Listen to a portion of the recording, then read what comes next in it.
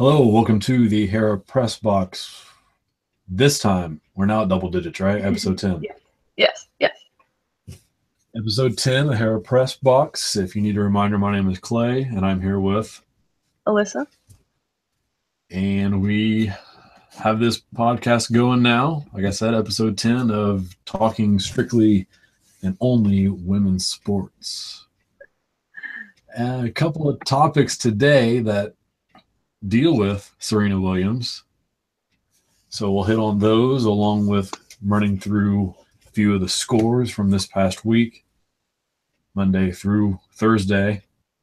And then Alyssa might have a couple things she wants to say to cap things off. And then we'll call it another episode after that. Do you want to start with one of the Serena topics then? Well, I'll continue essentially our conversation from last, Sunday night we talked about it at first, for the first time.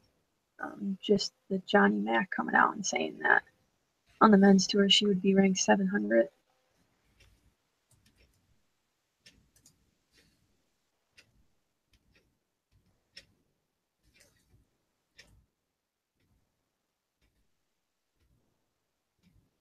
You on mute?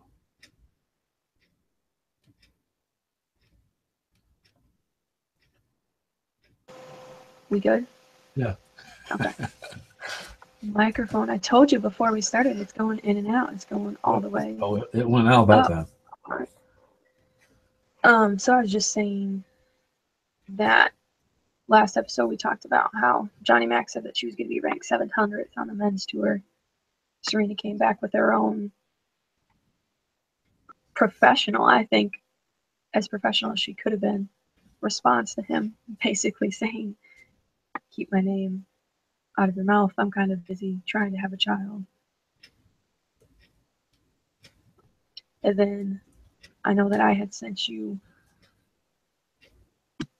that thing on Facebook, I do believe it was, and it's just Johnny Mac and this guy on Sirius XM pretty much just going full force of, well, let's just have the men and women play on the same circuit. And it's like, well, if you would have started out that way, then yes, it would have been a little bit different. But when you're a female and you're training for 3 sets and not 5, obviously throwing that into the conversation right now isn't the way to go in my mind.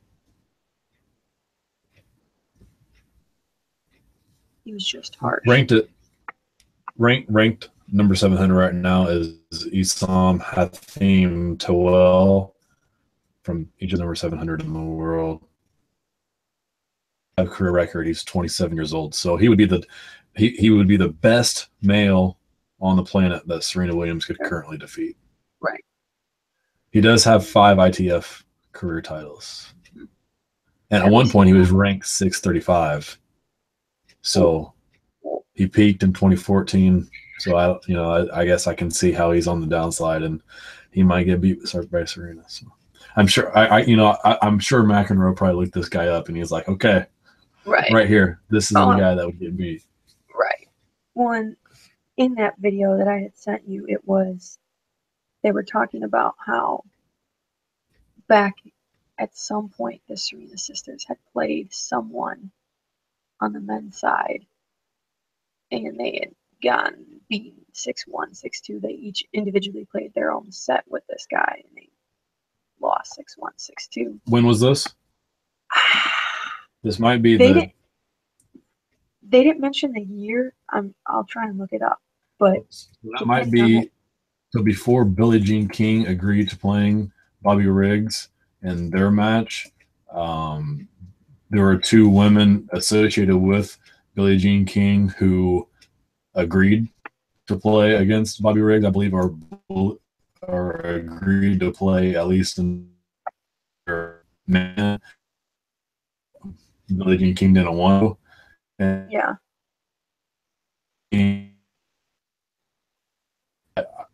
But I think their name. Oh, here we go. It was in 2000.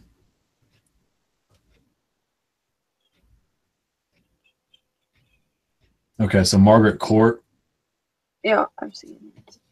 Margaret Court got beat 6-2, 6-1 in 73. Mm-hmm. And then Billie Jean King beat Bobby Riggs. Okay, so there's only one. And then Navratilova and Jimmy Connors. 92. Yeah. Mm-hmm. I'm trying to see. Okay, so a couple questions for you. And these will Yeah. lead to more discussion. Does McEnroe owe an apology to anybody? That's a very good question. That's a difficult question, I guess, for me to answer because I think everyone is entitled to their own opinion, whether that opinion is I think is stupid or not. He still has that right to say it, and I have the right to disagree with it. So I don't know how he says she's the best in tennis, but then says this. So it's not maybe necessarily a matter of apologizing, but just maybe toning it down a little bit and coming out and saying, you know what, I may have been a little bit dramatic on this part. Yeah, I don't think he owes an apology Right. to anybody, especially not personally. It's kind of weird what I think. I don't think he owes one. I think he would owe one more to the entire women's federation before he owes one to Serena. Right.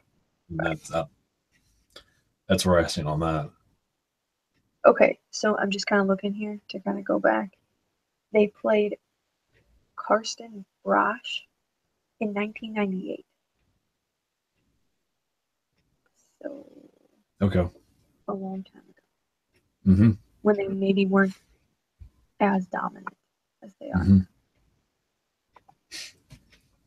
I listened to 538's segment of a podcast on this topic, and Kate Fagan was included on that podcast, and it was interesting, her point, and it kind of ties back into when we discussed Ostapenko and the article written on her about is she the next tennis star. Right. And Fagan spent 1 or 2 minutes continuing that idea about our obsession with hypotheticals. Right. That, why can we not just enjoy what we're watching? And you put some blame on that NPR interviewer to even ask that question. Why can't we just acknowledge? Because if he would have stopped with she's the greatest player on the planet and didn't have to clarify at all, then, and even though McEnroe probably wouldn't enjoy this, but a lot of people would be showing him respect now, and they would look at him a little bit different than the tough guy who is outspoken and wants to be on everybody's last nerve. Right. Yeah. It's a little bit disappointing in my eyes just because I was a McEnroe fan. Obviously don't think, I don't know what year he ended, but it was before my time. So I never really got to see him play necessarily in my lifetime.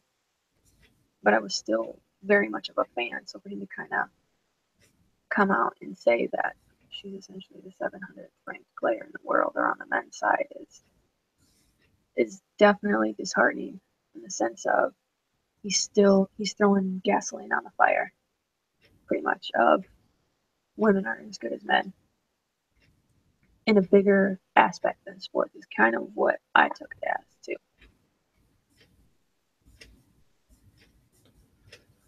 Okay, so we're here. Yeah. Where does she rank? Where would she rank? On the men's side? Yep.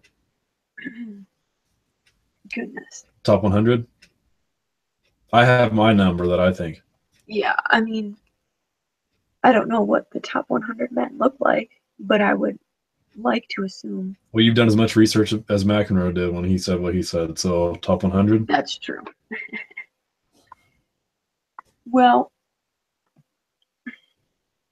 I would like to hope so, that she's in the top 100 on the men's circuit, because I think pretty much outside of maybe the top 4, top 5, men's side, it dropped pretty significantly off.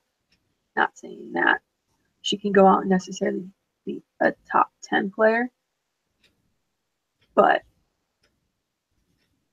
I don't know. I would say top 100 seems.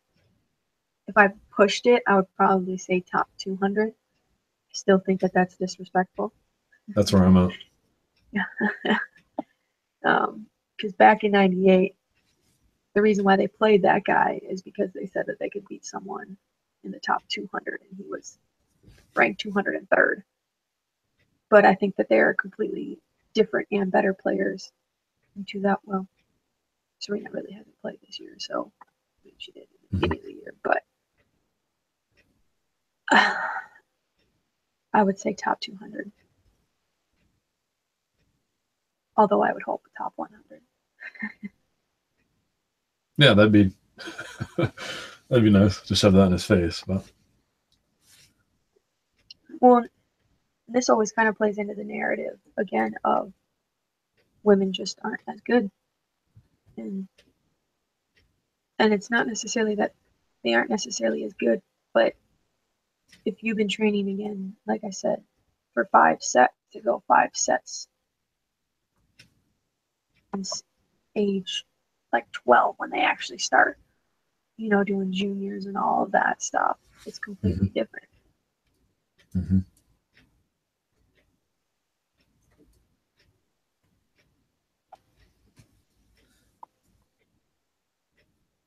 So the other topic pertaining to Serena Williams, and so I didn't go into this. I didn't look at the article you sent me. I just saw the cover and figured that would be where I wanted to direct the conversation because we're going to have differing opinions, I believe, on that.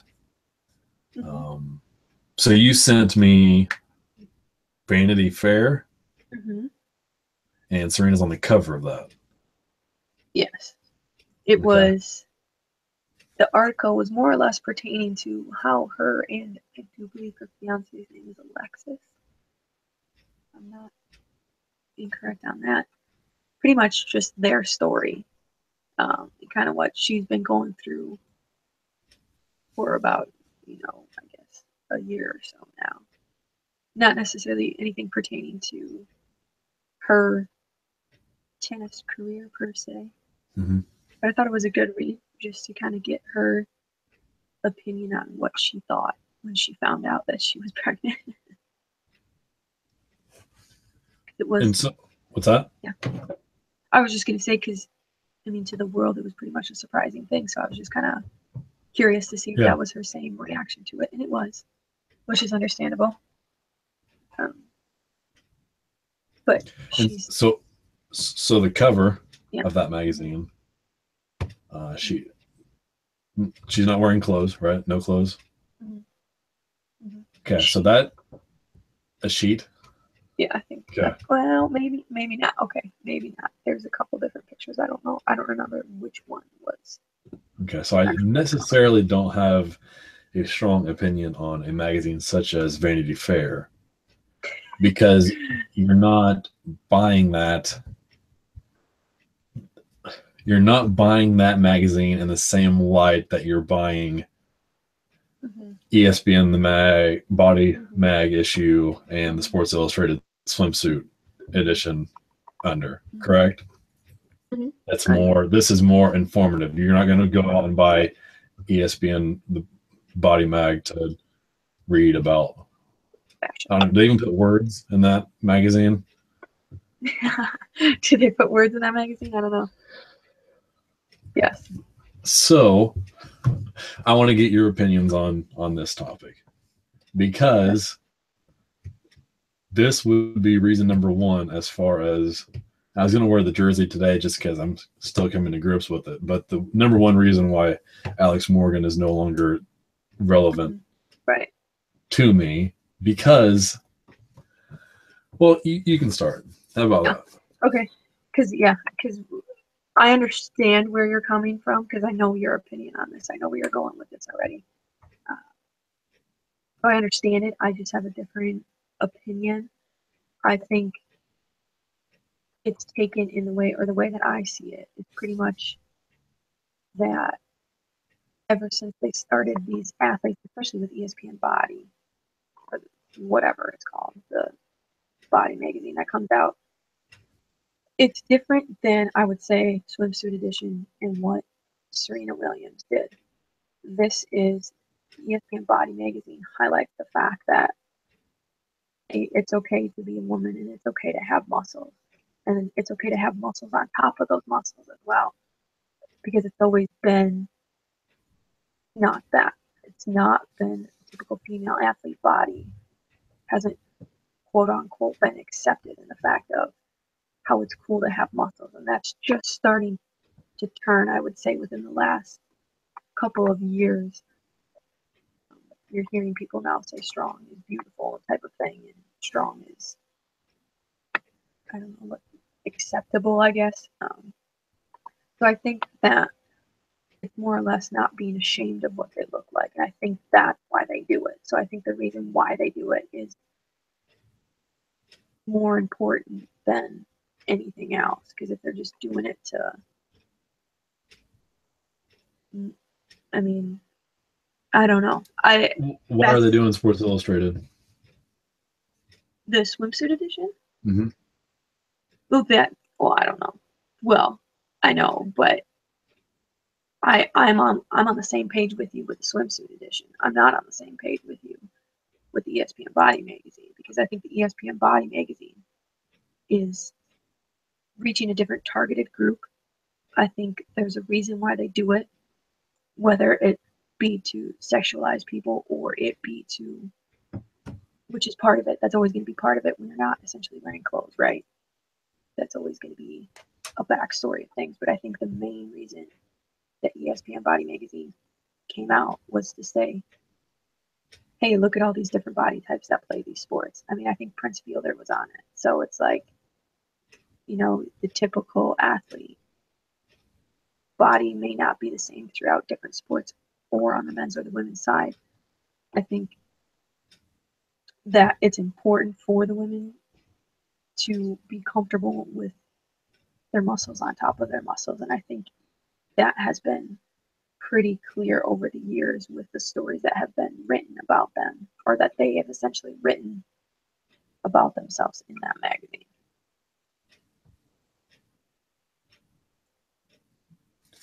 So my main gripe is, and it works with that, the mag issue, body the mag issue, whatever it's called. Mm-hmm. And that you have guys and you have girls. These guys are more, and it's just how it is right now, that the male athletes are more established. I guess you could say they're going to be more well known. They're going to be than the female athletes. That's just how it is. And the women are trying to get to that point. And I question this move to get there.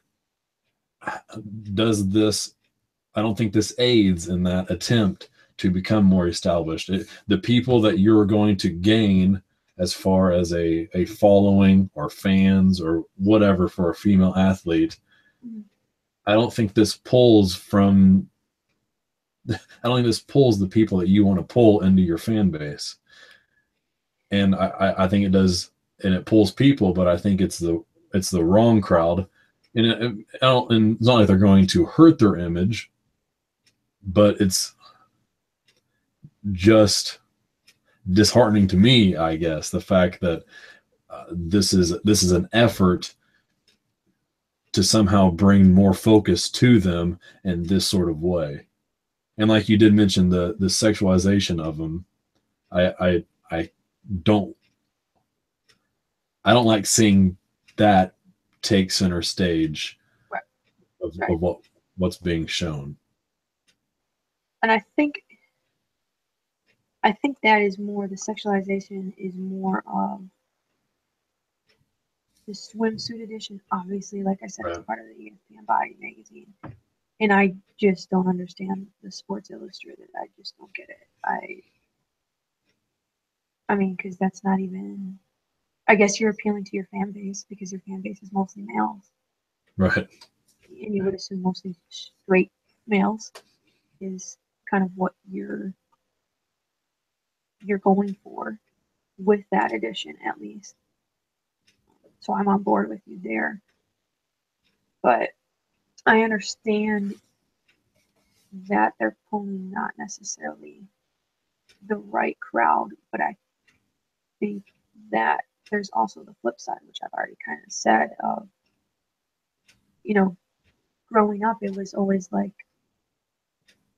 oh my goodness, this woman has muscles. How did she get them? What's wrong? Why does she have them? Type of thing. And you hear that comparison now with people saying that Serena looks like a male. And the only reason why they're saying that is because she has 700th bigger male. muscles. 700th male. Yeah. And it's because she has big muscles, right? Like that's why they're calling her that. So I think that the Body magazine shows that, hey, it's okay. It doesn't matter what you look like. You can still be great at your sport and have muscles on top of muscles. And that's cool to have. So I think that that's the main takeaway. But I mean, it's. I just wish people. So I realized that watching games, like the WNBA, when there's a player that probably has a 0.05% body fat of her, and it's just like, wow, she's ripped. Yeah. I can tell that, and I wish it didn't come down to a subscription that gets you to notice that. Right.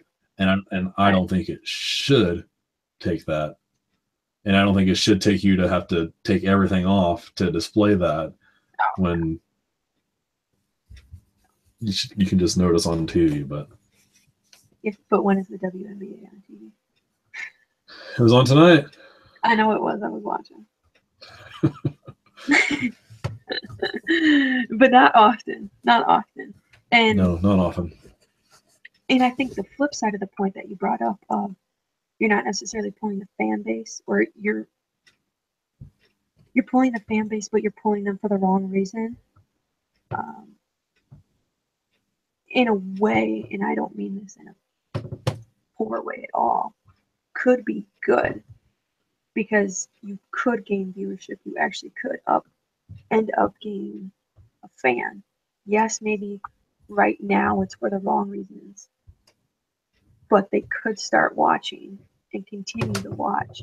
You would hopefully think for the right reasons, per se, right and wrong in quotations, instead of watching because, oh my gosh, I know what she looks like naked now, type of thing.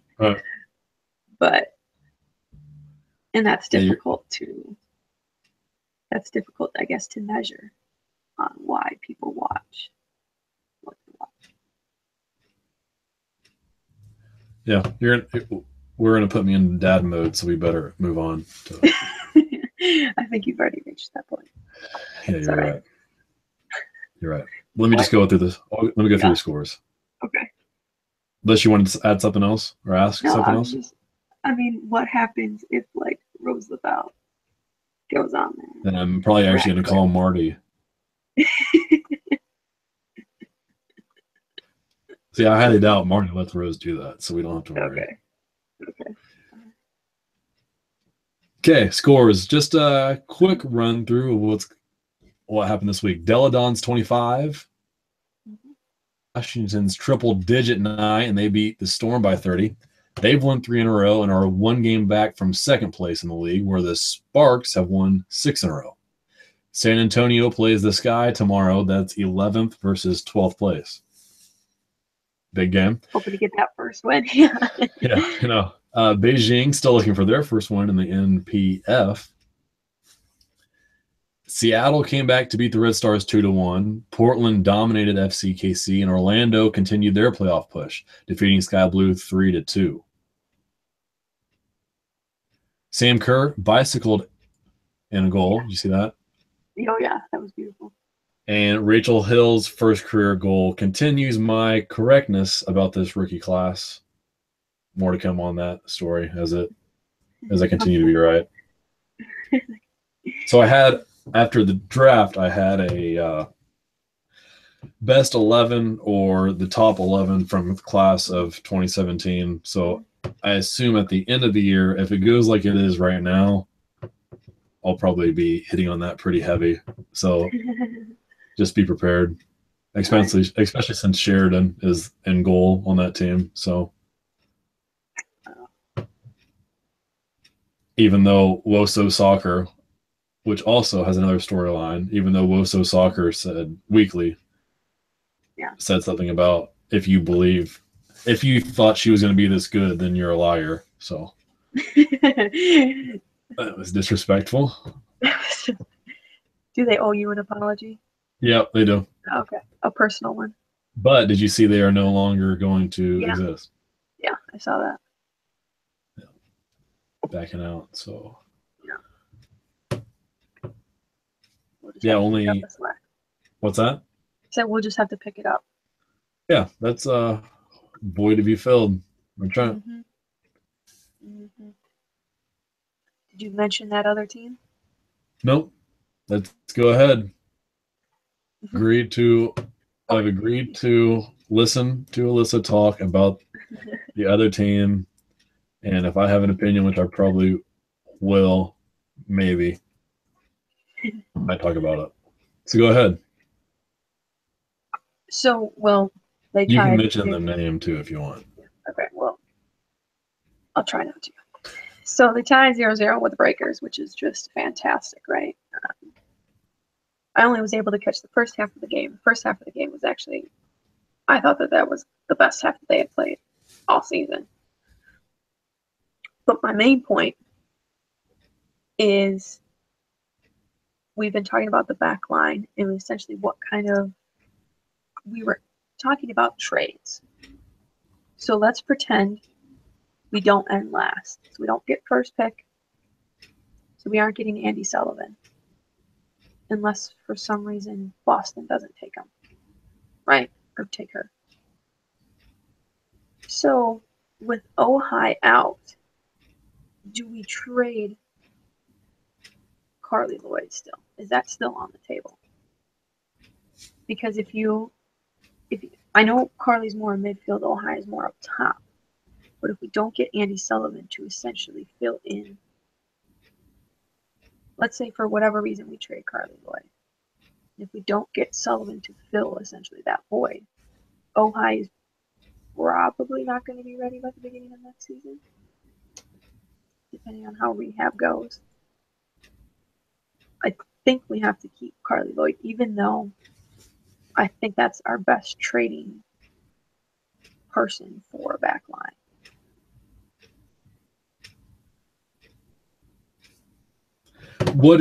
Now looking back on the decision of the Dash's best player to go overseas and now come back. Now in hindsight, do you change your opinion on what you initially thought? Because your opinion of her going overseas to playing was positive, correct, at the beginning? Right. Initial for her to go over to play, and you have your reasons for that. Are those reasons still good? Have you tweaked that at all now that you kind of see? I mean, because if she's over here and is playing from game one, they're in the thick of it. I think it would have been the same situation, because we still would have we would have been scoring more goals, obviously, but we still would have had a back line that's absolutely terrible. So I think the best option, which you brought up, was to essentially trade her, because if she's not going to be here for half the season, why even go that route? Why not? Why only have her for half a season when our back line, and I don't know if they thought our back line was going to be better than it is, but who knows? That could have been a conversation that was had. That was like, let's just hang on till Carly can get here, and let's see what happens once she gets here. And clearly, they did not hang on without her. And they could essentially win out and still not make the playoff. So I think a deal should have been done beforehand. Yeah, and there's no reason. At least 6 other teams in the league would have said, "Nah, right. We don't really need that girl." Right. Right. What's her first name again? Oh, she was on the national team. She must be pretty good. Yeah. Okay. Maybe we'll. Yeah. Okay. Here's a 4th round pick. Right. Right. And I don't think she could be on a trading block anymore, because I don't think if we don't get Ojai back before next season, I think it's going to be even more disastrous if we trade Carly now, or not necessarily now, but down the road, because then you're left with an open midfield and a back line that can't do pretty much anything. What about your goalie? You mean my goalie as in Jane Campbell, or as whoever you want your goalie to be? You mean as far as trading? Yeah, or decision to move her there. Does she stay? Where are we going, Coach? I think long term you have to think Campbell's your goalie, right? I mean, I don't know how old Lydia is or how much longer she plans on playing. She's going to be like way younger than I think she is. Look it up. But I think Campbell has so much upside that to trade her away is bad in my mind.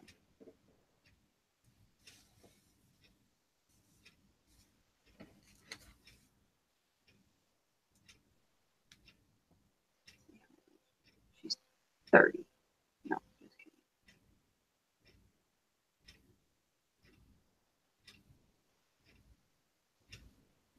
$30?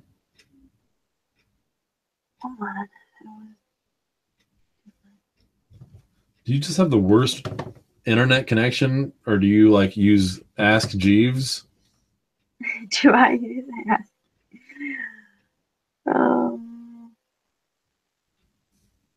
Are you asking probably. Jeeves if you use Ask Jeeves?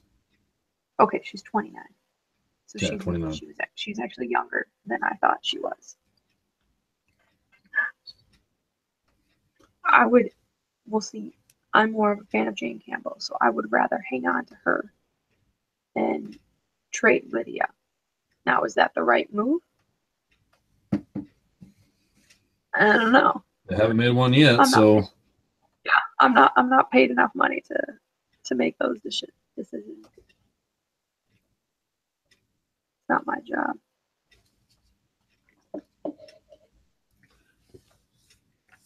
Okay, you had what do you got? Nothing. Oh. I was going to speculate, but I don't want to speculate. No? Not yet? No, not yet. You can. Floor is yours. No. I'll keep it to myself. Okay. Anything else you wanted to add? No. End? No? No.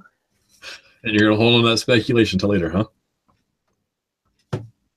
Yes, because the person that I'm going to put in doubt, that I'm going to doubt, has proven pretty much everybody wrong up until this point. So I'm just going to, in case she happens to be listening, I'm not going to doubt On the dash? Yes. Proving everybody wrong.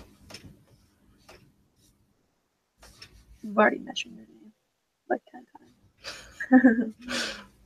Okay, we'll lend you there. Sunday, so if NWSL were to have a mid-season, go ahead. No, okay. I meant to ask you what you thought about midweek games. Midweek games? Yep. Love it. So they got, what, 3 games in 7 days now? The Red Stars? Because do they all play on Saturday? Yeah. Well, Washington and North Carolina did not play last night. Right. And Chicago goes from Chicago last Sunday to Seattle last night to Orlando on this weekend. Oh, jeez. Yeah. So That's terrible. That's absolutely terrible. He used to always have that old man and woman make the schedule, like literally sit down at their kitchen table and make an entire schedule for the entire league. Either NWSL does that and the people, or it's just random. But no, I like midweek games. I think you almost have to do it if you want to.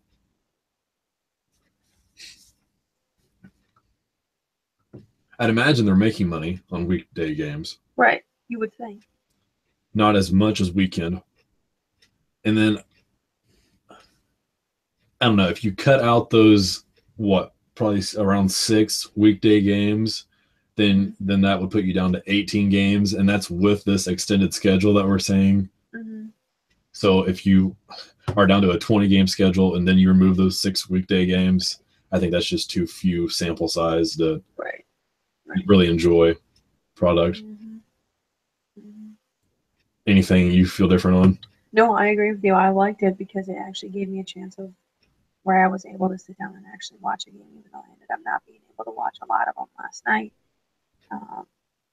Because afternoon games on Saturday just don't work for me. Mm-hmm. I'm not necessarily sure they work for most people either. Just because most people aren't sitting at home during the summer on a Saturday afternoon. Right. They're either at the game or at the beach. So you're, cutting out half of the people that you want to watch the game. Right. Yeah, no, the L taken in 4.5 hours of sleep did not bother me at all. That I got to watch more NWSL last night, so that's fun. Yeah. So we are technically at the midway point of the NWSL season. On Sunday, what I would like for us to do is discuss if the league were to have an all-star weekend. So get your team ready. Actually, let's see. Are we going to do another draft? Are we going to make it a draft?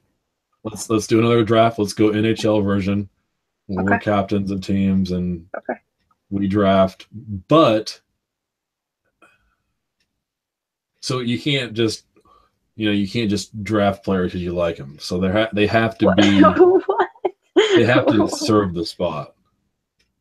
So you can't draft. You can't draft Fishlock, even though she hasn't scored 3 goals or barely has an assist this year. Okay, well, I'm not drafting Fishlock, so that it's more of like you should. The example is like draft Krieger. Yeah, draft Krieger and put her at forward. Is that what you're kind of saying? Right. Yeah. Okay. It needs to be go to stats, even though NWSL and whoever's trying to take care of stats has no idea what they're doing and can only keep track of goals and assists and shots on goal, or is any shot within 40 feet of the crossbar. So we just need to take maybe the top 15 goal scorers, top 15 assists. But are we going to do it? Are we going to do like essentially a fan vote? So that we could do, because at the end of the day, most likely we're going to end up, if it's between top goal scorer and our favorite forward, we're going to go with our favorite forward. Nope. Or are we going to go strictly on stats? Strictly stats. What are we, the Cubs that get the entire infield in the All-Star game? Not this year. Half of them are hurt. Okay, so anyway, we'll go strictly stats. We can call each other out on them if it's somebody who's been absolutely garbage this year. And So we'll go from there. what's the minimum amount of games they have to play? For instance, if I were to draft, let's say, we'll go with Jane Campbell. 6 games. Okay, so she's not even on the docket. No. I don't think she. Wait. 6 games, which will be a quarter of the season. So 6 games minimum. We'll go through teams. We will go through what events we would want to see. We'll talk about where we want to put this event. Do we want to do it? Do we want to do it at 2:00 in Houston? Make sure it has to be a day that's 97 and 100% humidity, 99%. We don't need any rain, but let's really see what these players got in them. I think that's what the league's trying to do. So the All-Star game should follow that as well. Sounds about right. We can talk about, does the winner of the All-Star game get home field advantage in the championship? Come on now. I'm just spitballing here. Talk about, what kind of bouncy houses are we going to have outside for the fans that come to the game. But that's all on Sunday. So that is it for me. If you have anything to add to end? No, that's all. Okay. Well, then we will talk some more on Sunday. Mm-hmm. Thanks for stopping by the Herald Press Box.